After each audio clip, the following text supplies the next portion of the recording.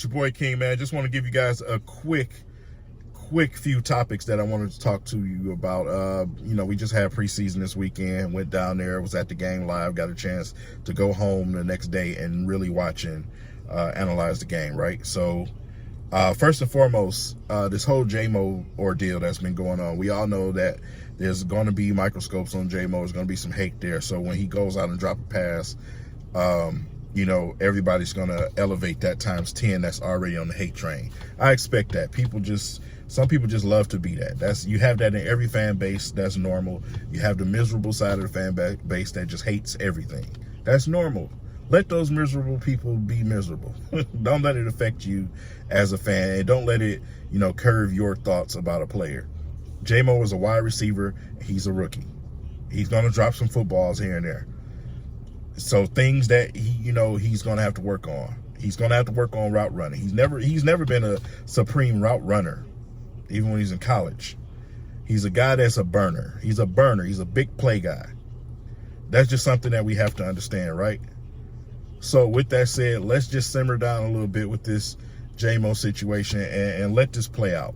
Let's see throughout the rest of this preseason, if he's dropping passes consistently, then that's where the concern comes from. I understand concern totally. I just don't want people to go overboard. You know what I'm saying? So, and then want to jump back on the train when things do go well. I hate that. I hate that so much.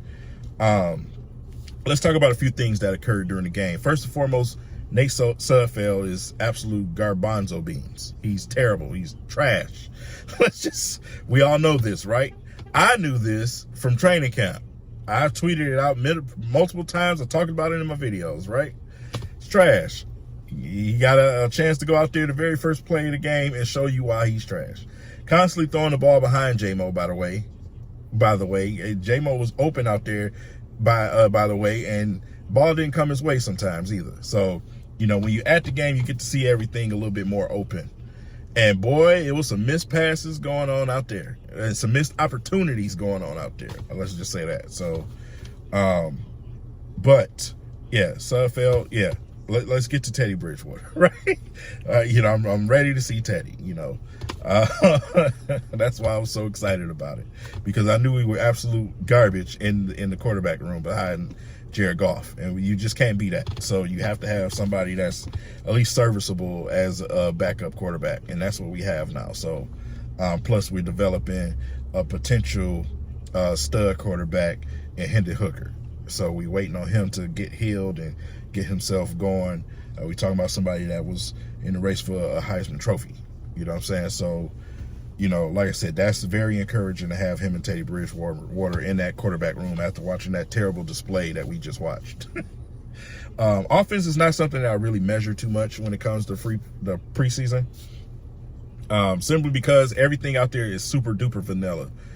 Nothing is even close to what you're going to be doing on offense. But we did get a chance to see Jahmyr Gibbs go out there and catch a great pass and make a play, that I thought was foreshadowing his, future. Like I said, it's just something that you're going to get used to seeing. You're going to see him be the check down guy. You're going to see him catching balls out the backfield. Jahmyr Gibbs is small. He's a small guy, powerful for his little small build, but he's just not a guy that's going to be running between the tackles. That's not what Gibbs is. Gibbs is a utility player. So, when it comes to just ramming that ball, down the defense's throat, you got Montgomery for that, right? You got other backs on the team. You got Ibrahim if he, continues to trend forward, with Justin Jackson retired. So, you have backs for that. We just brought in 2 other backs too. So we'll see what happens with that situation. But that's not what Gibbs is, you know what I'm saying? So look for Montgomery to be that guy. It's the Thunder and the Lightning. Gibbs is more of the Lightning, you know what I'm saying? So that's just that.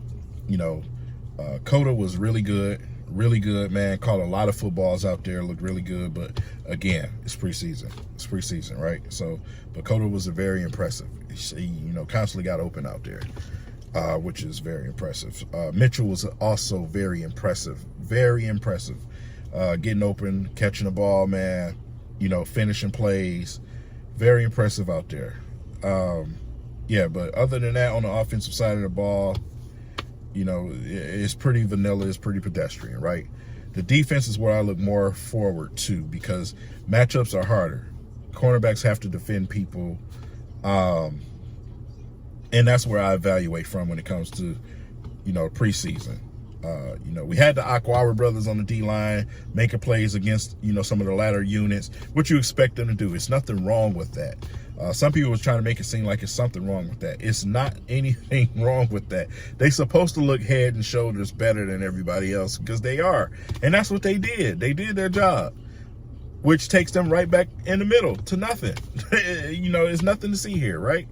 So, but it's just good to see them get reps, especially Julian. So that's what you're looking for them to go out there and be successful on the reps, and that's what they gave you. That's even kill, right? The linebacker core, I felt like, was pretty much the most impressive. Jack Campbell's tackling everything. He did exactly as advertised. Tackling everything. Rodriguez had another wrestling style play out there where he put somebody on that ground. I haven't really seen no highlights of it, which is crazy, but a lot of people may have missed it. I don't know. But yeah, you can see that wrestling background. Most definitely. Derek Barnes, rangy, out there showing range, man. Make a play. So, the linebacker core was very impressive. And behind that is, of course, your secondary where, it's the obvious as well. So I really, Branch is a dog. I told y'all the Lions need to put a dog statue outside the arena and put Brian Branch under it. He's a dog, bro. I was not, when he made that tackle, I was not surprised at all. I've seen that all camp so far. Brian Branch is him. He's him, man. So, yeah, it is preseason, but you're going to get that in the season. I can promise you. I'll promise you that you're going to get that whenever he hits the field because he has a humongous chip. First of all, you already had a player who's a dog. And then you just put a humongous chip on his shoulder simply because of how he was disrespected in the draft. So, yeah, y'all can look forward to seeing that a lot from him, man. Him and Brandon Joseph were very impressive out there when it comes to that secondary unit. So, D-line was the D-line. Besides the Aquara brothers, the D-line, bro. I mean, it just wasn't really much for me to say, wow, when it came to defensive line play besides, a couple of sacks here and there. But that pretty much was just it. We didn't get our first unit out there. It seemed like every other team in their league at least got their first unit out there for a snap or two. I wish we would have did that, but yeah. Anyway,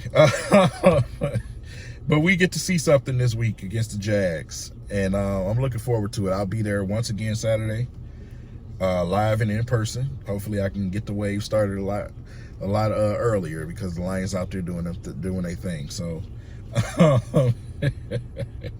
But we'll be out there in full force, man. So, I'll be getting you guys ready for that. Also, I will be at Camp Thursday. So if you're at Camp Thursday, you can look to see my face. I'll be out there bright and early in the morning.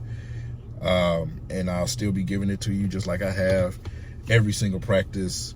And, yeah, you can look forward to that, man. But just wanted to talk those quick points with you guys, man. A lot of talk been going on media, so, social media and everything else about J-Mo and some of the things that went on in this preseason game. So leave it in the comments, man, what you was most impressed with when it came to this preseason game. And, yeah, looking forward to the feedback. I'll see you guys later on this week.